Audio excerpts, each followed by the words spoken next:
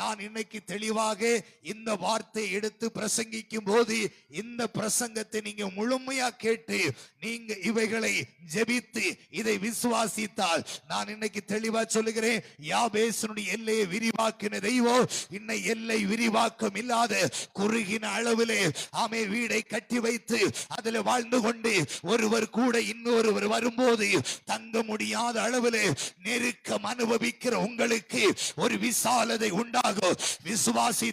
விசுவாசித்தால் நான் நிச்சயமா இந்த வார்த்தையை சொல்லும் போது நீ காற்றையும் காணல, நீ மழையும் காணல, ஆனாலும் ஆமே ஸ்தோத்திரம் ஹல்லேலூயா, எல்லை விரிவாக்குற உன்னை விசாலமாக்குற ஒரு தெய்வம் உண்டு என்பதை இன்றைக்கு பகல் வேளை நீ அறிந்து கொள்ள வேண்டும்.